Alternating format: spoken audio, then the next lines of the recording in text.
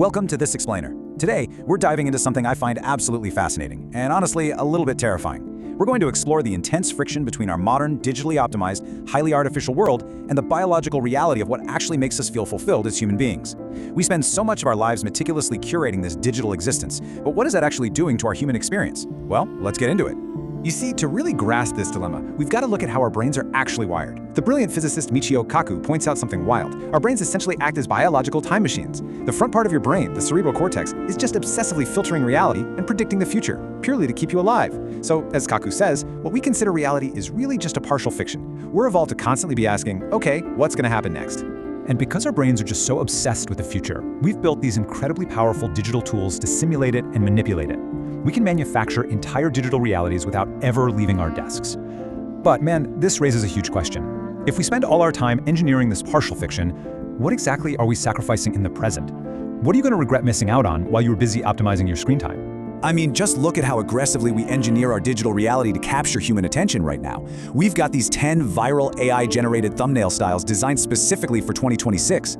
Think the clean creator close-up, the classic shocked reaction, the before-after split. We're literally using artificial intelligence to churn out hyper-optimized visuals that mathematically calculate and manipulate our curiosity. We are building formulas to hack our own time machine brains. And hey, we definitely don't stop at thumbnails. We are literally faking our own digital identities now. It's become astonishingly easy to simulate high-end professional photography. You can just type a text prompt into an AI photo studio, apply something dramatic like Rembrandt lighting, which creates that classic little triangle of light on the cheek, and boom, you project a flawless, cinematic, totally artificial version of yourself into the world. It's the perfect digital mask. And here is the crazy part. It works. It works flawlessly. Recent academic studies in luxury marketing looked at the impact of AI in retail, and they proved that AI-generated visuals and emotional simulations can actually drive up to 50% more engagement than authentic human-made content. Think about that. We are building a simulation that is literally more engaging to our brains than actual reality. But there's this profound irony here when we put these two worlds side by side. On the one hand, you have the cold, hard efficiency of artificial algorithmic engagement, the stuff that grabs our attention for a fleeting second. On the other hand, you have biological metrics, the things that actually make human beings happy over an entire lifetime. The contrast is night and day, and leaning too far into those artificial metrics comes with a really heavy price. So, picture this. Really imagine it. You're 80 years old, and you get exactly 1 minute to watch a highlight reel of your entire life. If you spend your brief time on Earth purely optimizing your digital presence and chasing those artificial metrics, you risk reaching the end only to realize your personal highlight reel is just full of blank spaces. It's the trips you delayed, the risks you didn't take, the connections you never made. To cure this modern artificiality, we need to examine the 5 choices people most regret not making sooner. We've got prioritizing close relationships, expanding your world, implementing healthy habits early, taking creative risks, and seizing pivotal moments. Let's walk through them. All right, jumping right into regret number 1, prioritizing close relationships.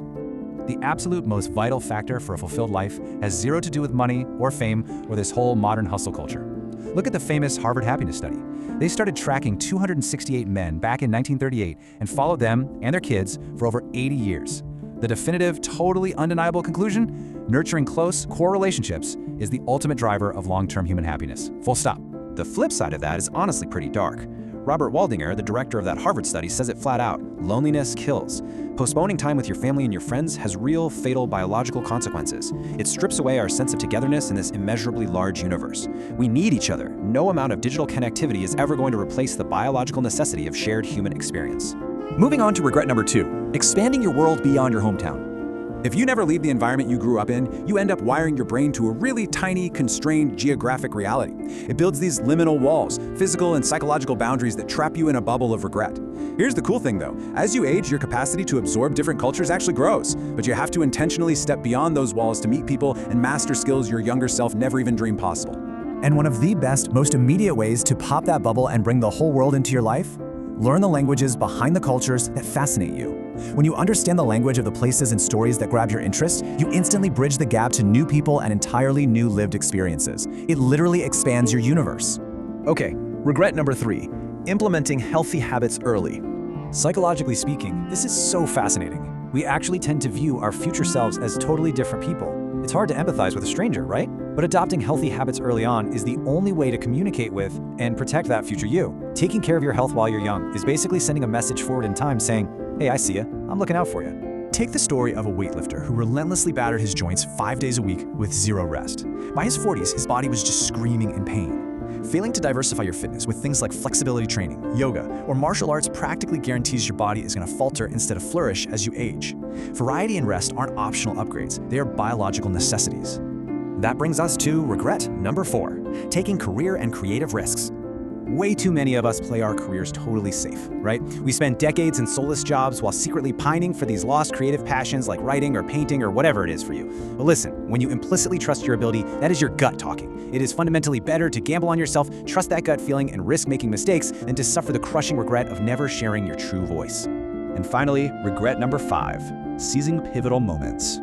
The ultimate antidote to regret is actively participating in your life right now, today. By leaning into what genuinely interests you, by trying new things, and by deeply investing in the people around you, you are actively filling in the blank spaces of your highlight reel. You're giving your future self profound memories to learn from, to shape, and to grow into. Bringing it right back to physicist Michio Kaku, he has this thought that just ties the whole thing together beautifully. Even though we might exist in this partial fiction, limited by our senses in an infinite universe, we possess this singular, beautiful superpower. We get to generate our own meaning. The universe doesn't just hand it to us. We have to go out and build it for our connections and our courage. So, what's the big takeaway here? Escaping the simulation requires a stubborn, intentional return to authenticity. The cure for our hyper-artificial, AI-driven world isn't faster microchips or better algorithms. It is an intentional return to authentic human connection, physical vitality, and creative courage. Which leaves us with this one final question to chew on. Are you optimizing your digital metrics, or are you filling the blank spaces in your 80-year highlight reel? Before your what-ifs become the only things you have left, ask yourself honestly, which reality are you actually living for? Thank you so much for joining me for this explainer. I'll see you next time.